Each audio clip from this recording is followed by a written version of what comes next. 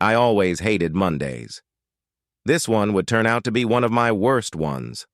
My wife, Amelia, was very despondent and moody. She fixed breakfast for the boys and I as if she were a robot.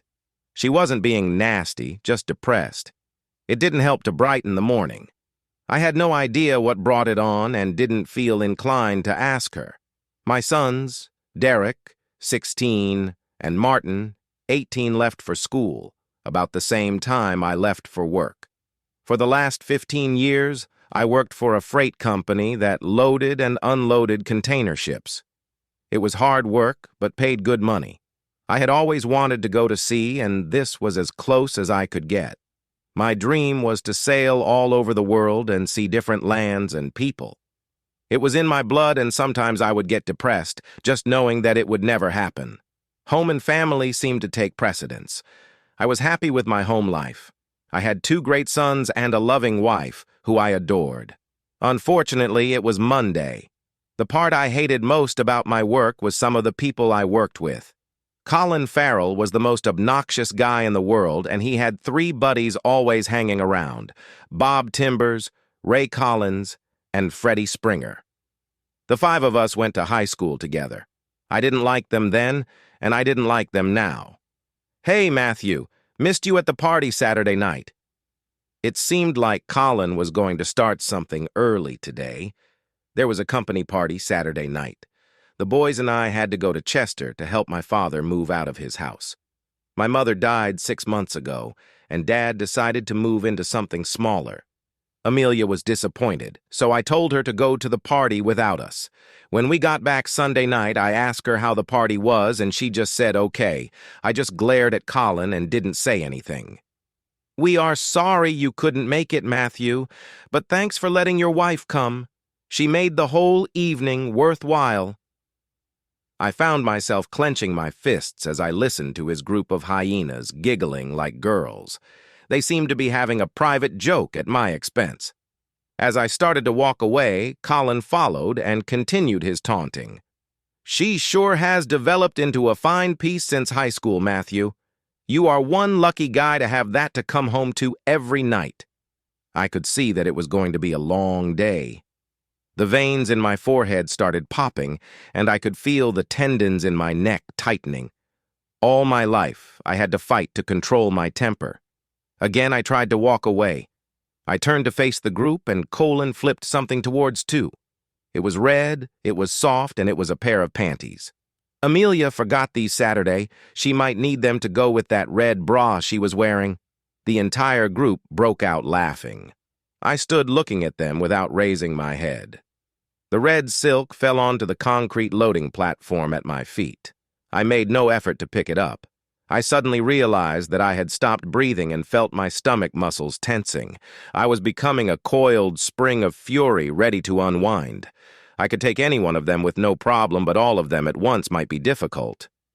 At this point, I didn't care. I started to move toward my tormentors when a huge hand grabbed my shoulder. Josh Hamilton, the dock foreman, looked me in the eye and simply nodded his head toward the main office. Nothing was said.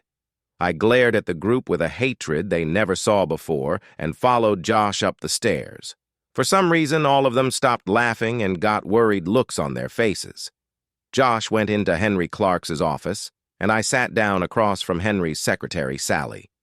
"Matthew, would you like a cup of coffee?" "No, thanks. I'm too upset to hold a cup right now." I could see Josh and Henry talking through the glass partition. It seemed serious. "Sally, were you at the party Saturday night?" She simply nodded. "Yes." "Can you tell me what the hell happened? I have no idea what is going on. Amelia didn't say anything, and I don't know what to do." "I shouldn't say anything, Matthew. That is something you should take up with your wife." "You were there, Sally. You saw what happened. Just give me a clue." Sally was fumbling around with some papers on her desk, trying to figure out how she could get out of talking to me. "Please, Sally, I need to know." Amelia showed up at the party dressed to kill. After about an hour, Colin started to pump drinks into her. She seemed to be having a good time. Colin would whisper things to his posse every time he got the drinks refilled, and they would all laugh. Finally, Amelia and Colin went in the back to the storeroom. About 30 minutes later, Bob, Ray, and Freddie went back. We didn't see any of them for an hour, and then they all showed up again laughing and joking. Amelia was smiling but looked like hell. Her hair and her dress were messed up.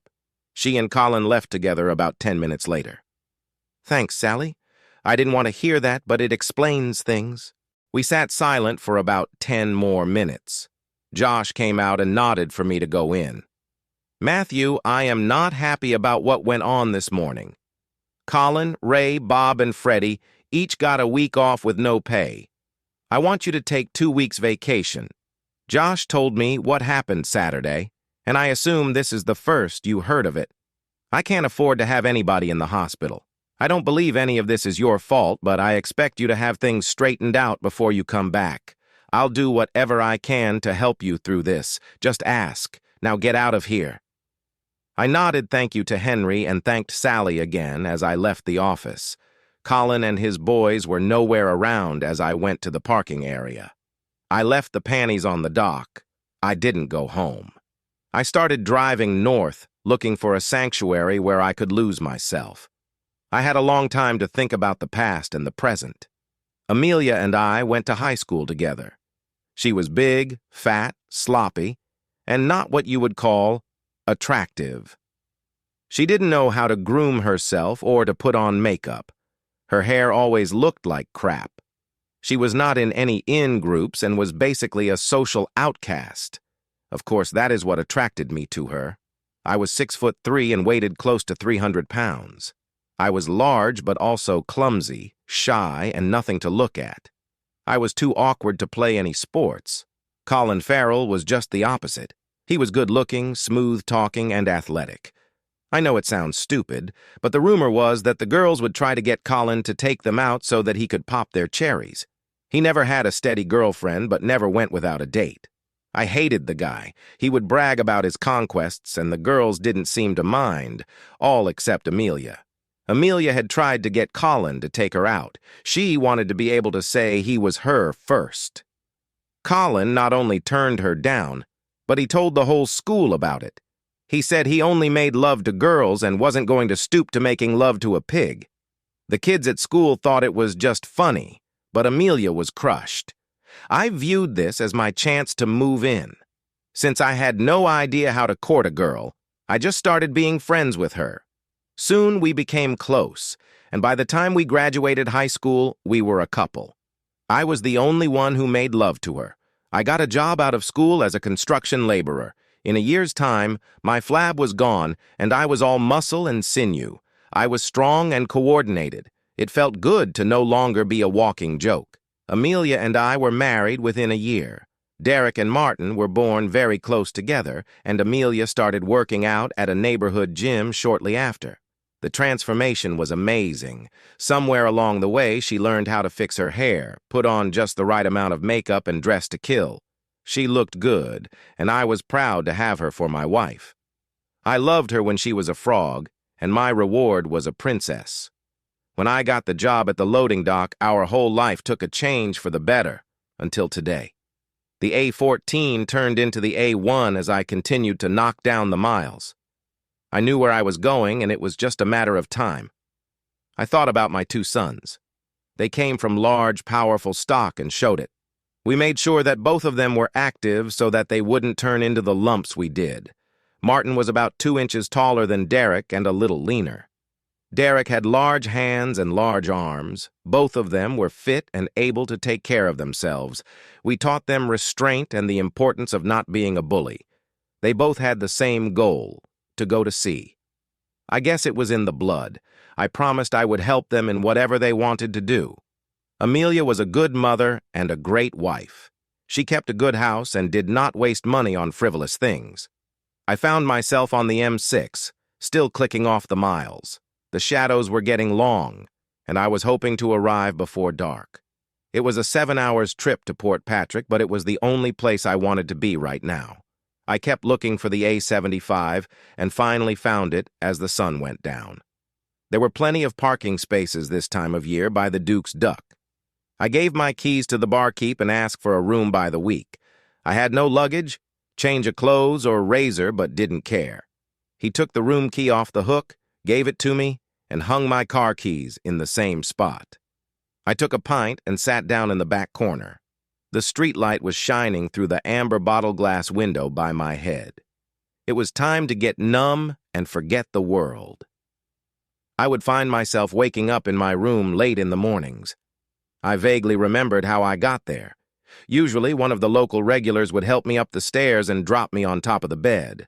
I never did get under the sheets. I splashed some water on my face and a couple times took a shower. I had to put the same clothes back on, so the shower didn't really help much, odor-wise. I was getting a fierce-looking beard. I had never let my facial hair grow, and it was a little unnerving to see it in the condition I was in. Every couple days they ran my credit card through to keep the tab up to date. I had been wallowing in self-pity for a long while, and I was starting to get sick of it. I was sitting, glassy-eyed, staring at the dartboard for the 1,000th time when two uniforms walked in. I watched them without looking at them. They talked to the barkeep a while, and he nodded in my direction. He also pointed to my keys on the wall behind him. I assumed they were looking for me. I was amazed at my own intelligence. They didn't even try to talk to me.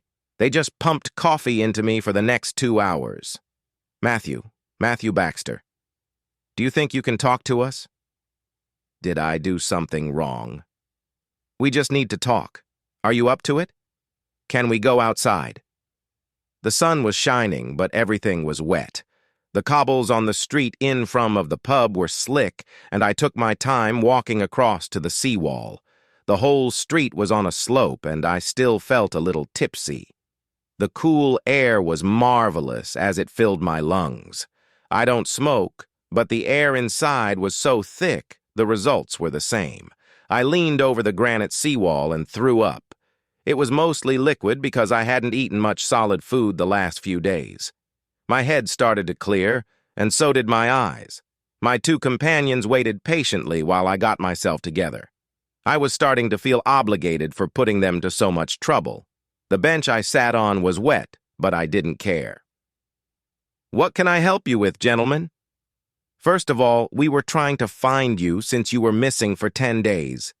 Second, we are trying to locate Colin Farrell and we're hoping you could help us. Well, you found me, so that part is solved. I haven't seen Colin Farrell since the day I arrived here. I believe the barkeep has already informed you that I have not left the inn since I checked in. I have no idea where Colin is, but I think I will be looking for him when I get home. I chatted with them for about another hour. They had nothing to charge me with, and after they found me safe, they seemed to only be interested in talking about Colin. They located me, thought the credit card charges. I'll remember not to make that mistake again if it ever comes up. I went down the hill and bought some fresh clothes and a toothbrush. I decided I would keep the beard a while, even thought it looked like crap. After a final shower, I paid my bill and started home. I stopped about 4 times on the way. Twice I got something to eat, but mostly I was just trying to delay my arrival. There was nothing pleasant or enjoyable waiting for me at home.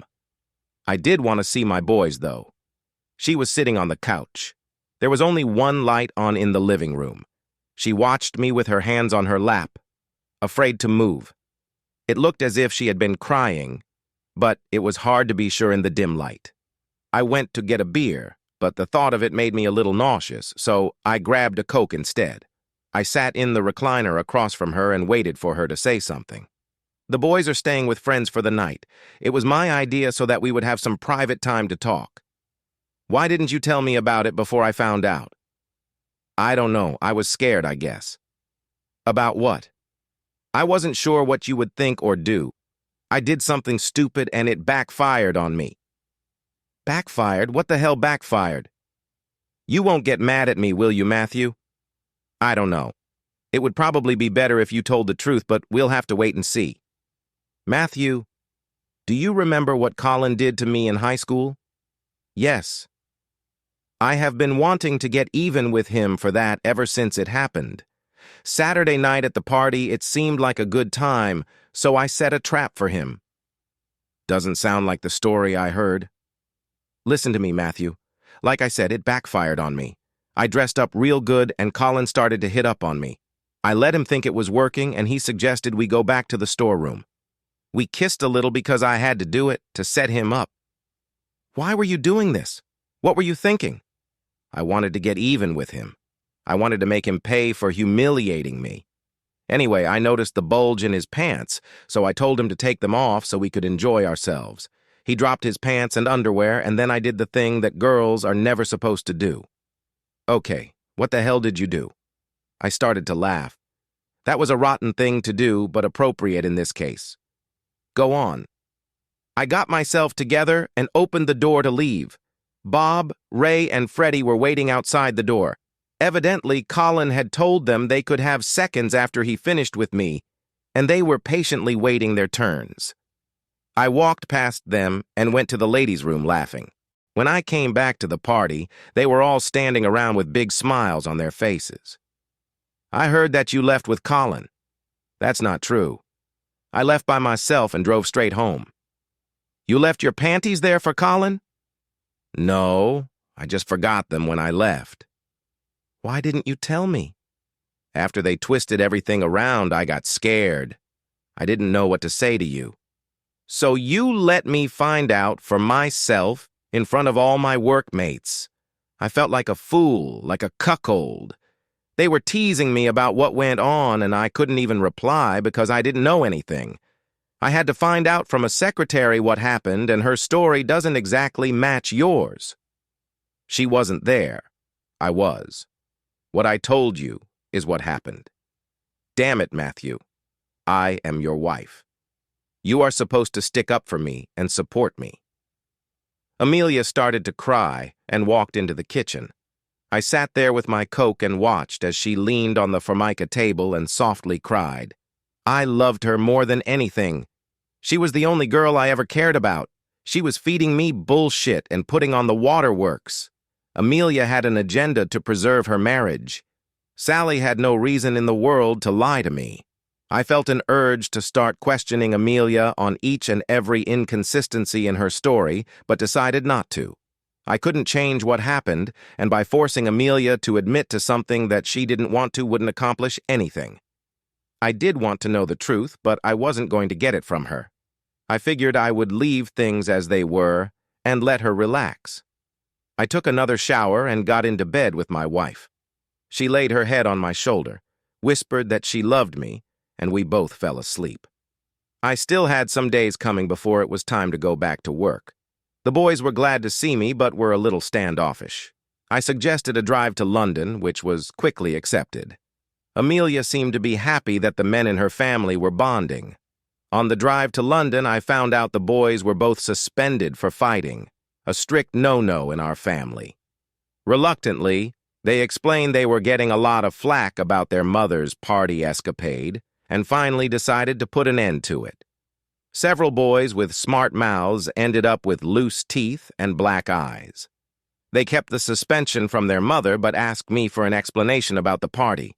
I put it off. We went to the Maritime and Coast Guard Agency. I asked for 3 applications, and the boys were ecstatic. It took an hour to fill out all the forms. I had all the documents we needed, including birth records and passports. After each of us had a short interview, they gave us medical forms to be filled out by a physician. We went to Wagamama for supper and started home. It was agreed that nothing would be said to their mother or to their friends. The physicals were completed the next day, and all we had to do now was wait. I always loved Amelia. She was the only girl I ever loved. In fact, she was the only girl I ever kissed. It was difficult for me to believe that she had done something this low. I found her actions despicable and unforgivable. I was still willing to give her a chance if by some reason her story could be proven, but the odds were long. The end of that week, she put the final nail in her coffin. Amelia had been very attentive. She was careful never to mention anything about the party or any references to anything relating to the party. She never discussed my trip to Port Patrick. She was trying everything in her power to resume our life just how it had been. The next day at breakfast, I was hit with the ultimate in stupidity. Matthew, I was thinking. I would like to have another baby. Now I knew what the love session the night before was all about. We need a little background here to be able to appreciate the stupidity of this comment. Amelia had been on birth control pills for several years after the boys were born. About 3 years ago, she started complaining about the side effects of the pills. I won't go into the specifics, but she was having different types of female problems that were supposed to be either caused or aggravated by the pills. In any event, she decided to stop taking them. We were not using any other type of birth control. A short time later, I was at the doctor's office with a rotator cuff problem. I asked him about doing clips, and 20 minutes later, I was sterile. I never mentioned this to Amelia. I didn't see the need. For the past 3 years, Amelia and I had made unprotected love. Not once had Amelia ever mentioned or wondered why she wasn't getting pregnant. Now she suddenly wanted to wave a magic wand and have a baby. Either she is extremely stupid, or she thinks I am extremely stupid. I looked at her in amazement. I think that would be great, honey. Now being a man, I don't know much about pregnancy, but since it had been almost 3 weeks since the party, there is a good chance that Amelia had missed a period and was covering her ass.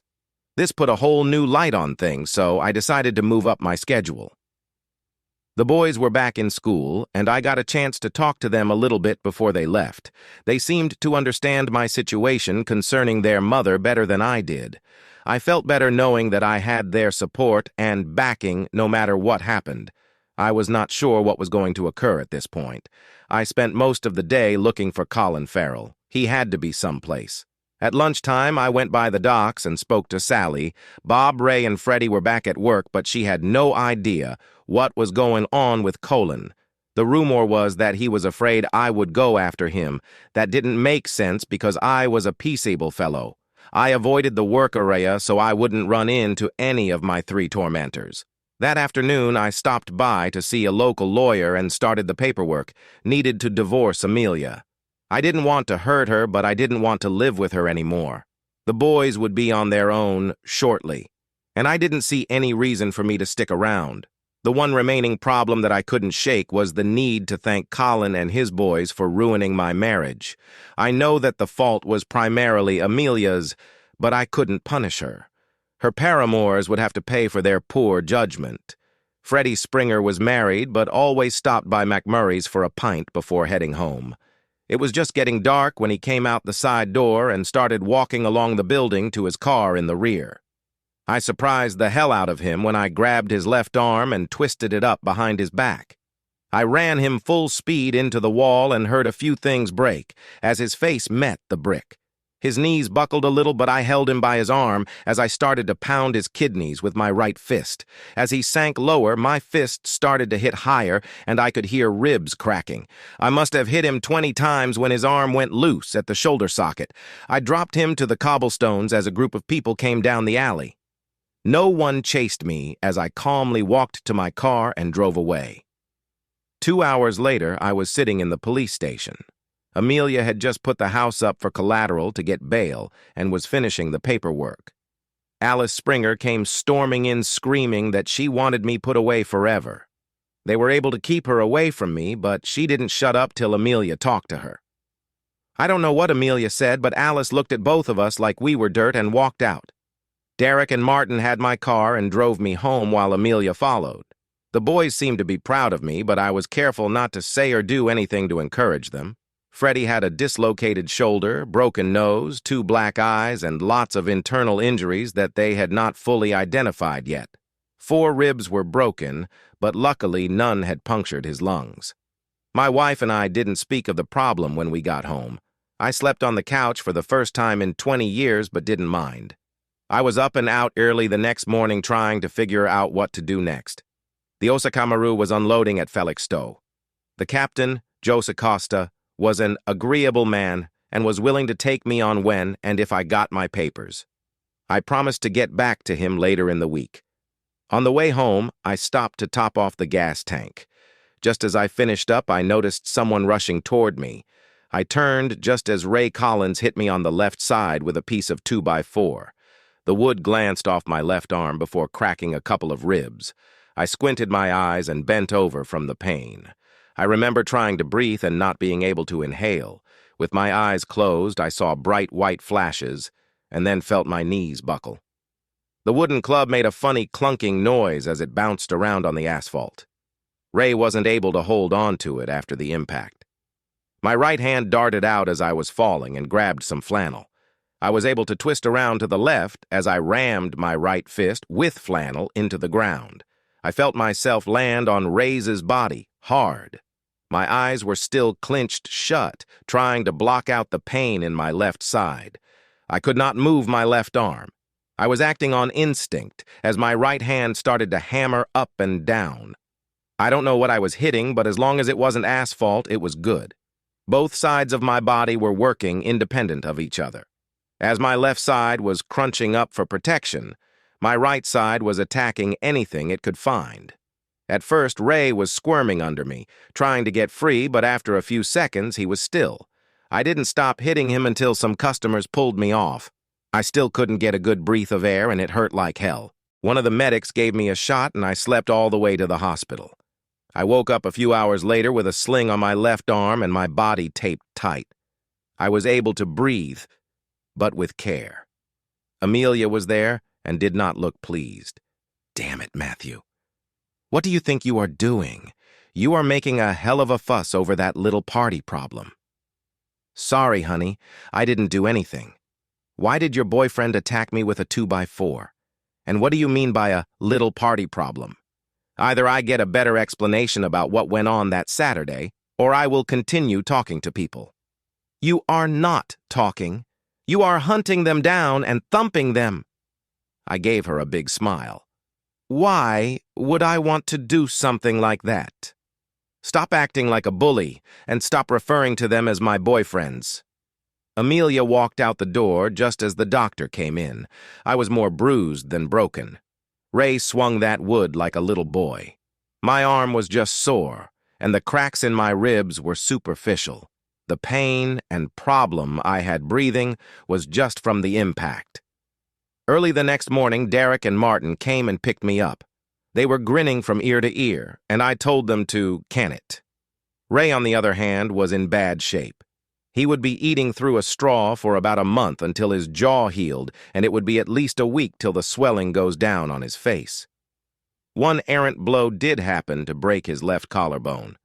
Of course, all the blows were errant because I had no idea what I was hitting at the time. There were no charges against me because several people testified that Ray attacked me first. I had to call into work and get another week off, this time as sick leave.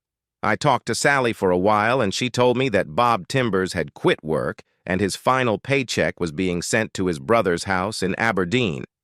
They still had no idea where Colin was. Amelia and I were not communicating very well. I was sleeping on the couch every night now. I was able to shed the arm sling pretty quickly, but my ribs were still a little sore. At least I could move and breathe normally. The Osaka Maru was leaving in 4 days. I stopped by to see my lawyer. The divorce papers were ready, so I told him to have them served in 4 days. I was leaving everything with Amelia. She would get the house, but the bonding company would take it when I skipped bail. I could care less. I included a copy of the vasectomy paperwork and a recent sperm count lab report in with the divorce papers. I made a few phone calls to some friends in Scotland and spent some time at the gym trying to recover from the 2x4 attack. Henry Clark was not happy to see me leave and agreed to keep my departure quiet as long as he could. I asked him to look out for my boys if necessary. Amelia had stopped going to the gym and the house was going to pot. The wash was backing up and the general appearance of the whole place was going downhill. The meals were just thrown together, and the conversation was less than sparkling. I swear it looked like she was putting on weight again. The whole world went to shit in 4 weeks. The next day, the boys handed me my set of maritime papers. I had never seen them so happy. All 3 of us were ready to go. I told them to wait and finish this year of school before making any decisions. I don't think they were listening to me. I returned to the Osaka Maru and took care of everything I had to. The quartermaster gave me a list of things I had to get prior to sailing the next morning. I got my gear and checked into my room on board, and then left ship one last time. Derek had left his Triumph Bonneville 750 parked at the end of the dock.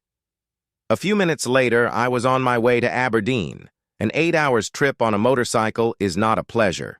The Triumph was shaking so hard that you could not read the odometer. The motor ran smooth and the weather held. But I was still glad when I arrived. My friends had located Bob Timbers and planned to have him at the Four Crowns. The men's at that place was in the back, and you had to exit the building to get to it. I stopped in and looked around just enough to let my buddies know I had arrived. Then I went to the side of the building and waited. The first two guys were local, but then Bob came out. I heard the door lock behind him as he started toward the toilet. I grabbed his right arm like I did Freddy's and shoved his head against the stone wall of the building as I went down the alleyway. His whole face was scraping along the stone as I walked, and he stumbled. I went about 50 feet and dropped him against the wall. He was half moaning and half crying in pain. By the dim glow from the streetlight, I could see his right eye socket was solid blood. His cheekbone was showing below his eye, and the entire side of his face was one big abrasion. "Don't kill me, Matthew. Please don't kill me. I'm sorry. Now I had no intention of killing him, but I figured there was no point in telling him that. "I'll give you a choice, Bob. Tell me the truth about everything that happened at the party, and I'll let you live. Lie to me, and you die." Okay, I'm hurting Matthew." "Talk, damn it, and I'll get you a doctor." When Amelia came to the party without you, Colin got excited. He started bragging that he was going to take her out and make love to her. She did look good, Matthew, honestly. She was all dressed up and looked like she wanted to have fun. Colin started loading her up with drinks, and he told us that we could have sloppy seconds. We didn't think he could pull it off. After a bit, he took her back to the storeroom and we followed him. "Are you sure you want to hear this, Matthew?" "Yes." "Keep going." "Okay, just don't hurt me anymore." We could hear Colin and Amelia outside the door doing it. She was moaning and saying dirty things. We were hot as hell just listening. After a while, Colin opened the door. Amelia was lying on the couch, and we took turns making love to her. "Matthew, we never hurt her. We didn't make her do anything she didn't want to do. When we were done, we helped her get dressed. She and Colin left together, and I think they stopped somewhere before he dropped her off, but I don't know for sure. That's it, Matthew. Sorry. We didn't hurt her honestly, and we didn't make her do anything she didn't want to do." I just looked at him. "Do you know where Colin Farrell is?" He just shook his head, no. This man was in no position to lie to me. His story was a lot closer to the one Sally told me than to the one Amelia told me. His face looked gross in the yellow light. He was bleeding more, and his eye socket was turning a dull black color. Flakes of skin were hanging from his cheek, and the raw meat under it was bright red. I knocked on the locked pub door, shook hands with a couple of old friends, and got on the bike. A few miles down the road, I passed the medical emergency vehicle going to the pub. It was early morning when I parked the Triumph at the spot. I picked it up and boarded the Osaka Maru. Derek would pick up the bike later. My first duty schedule was that night, so I spent the rest of the day resting from my trip. That damn motorcycle beat the hell out of me. I should have taken the car. I woke up several hours later, showered, and got some supper. My supervisor gave me a job description, explained my duties, and left me by myself.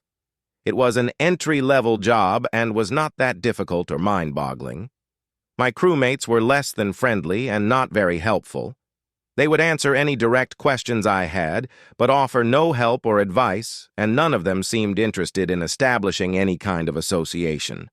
I was looking forward to some sort of connection with the rest of the crew, but it looks like it will not be easy. They all seemed to be friendly with each other, but I was not included in the circle. I decided to wait it out. Amelia was now aware that I was gone. She should have been served her divorce papers that morning. I am sure that Bob Timbers had given his whole story to the officials by now. I could see my two demon sons snickering to each other over the current events. My shift ended, and I went to bed. 2 days later, I was summoned to the captain's office in the middle of the day. Captain Costa did not look happy as I stood in front of him. "Mr. Baxter, the Royal Navy has requested permission to land a helicopter on the Osaka Maru in order to transport you back to the mainland. I received an extensive wire this morning justifying their request. I will summarize some of the items on the extradition request. If there are any errors, you can explain them." I simply nodded in agreement. "They wish to talk to you about the disappearance of a fellow named Colin Farrell. You have charges against you for the beating of a man named Fred Springer so badly that he lost one kidney and might lose the other. You forfeited bail on that charge. You have charges against you for the maiming of a fellow named Ray Collins. That was listed as self-defense, but is being changed because of the severity. Finally, on the night you boarded this ship, you beat a man named Bob Timber in Aberdeen, so bad that he lost his right eye. I don't know how the hell you could be here and in Aberdeen at the same time, and I don't want to know. It says here that all this mayhem was done with your bare hands to avenge a personal affront. Do you have any comments, Mr. Baxter?" "Sir, I am sorry for any problems I might have caused you. I mean about the charges. If I could find Colin Farrell, he'd be in the hospital with the other three. I really don't know where he is. I'll pack up and get ready for the helicopter when it arrives." Captain Costa just looked at me and smiled. "That won't be necessary. I told them you never got aboard. There is no Matthew Baxter on the Osaka Maru. Now get back to work." I went back to the crew quarters, took a shower, and got ready for my shift. By the time I finished the evening meal, the police report had circulated through the entire crew. For the rest of the tour, I had more friends that I could handle. I had no contact with anyone from home until we were about a month out. I got a wire from my lawyer. The divorce had already been finalized, so I was now a free man. Amelia lost the house to the bail bond company when I left the country. Colin Farrell was in the hospital with extensive internal injuries and 2 broken kneecaps. The police were looking for Derek and Martin in connection with the beating. My sons found Colin with Amelia in our bedroom before the house was taken back. Amelia was now living in Austell with her sister. She was pregnant, and her old weight problem was creeping back. I still had charges pending, and my attorney recommended that I do not return. He had no idea where my sons were. The news left me with mixed emotions. The next day at breakfast, the captain walked past the table and stopped. "I just wanted to let you know that Derek and Martin Baxter are not aboard the Tanaka Maru headed for Cape Town." We both smiled. I always wanted to be a seafaring man. Subscribe to our channel to keep your partner from cheating on you, and listen to the next story because this story is nothing compared to the next.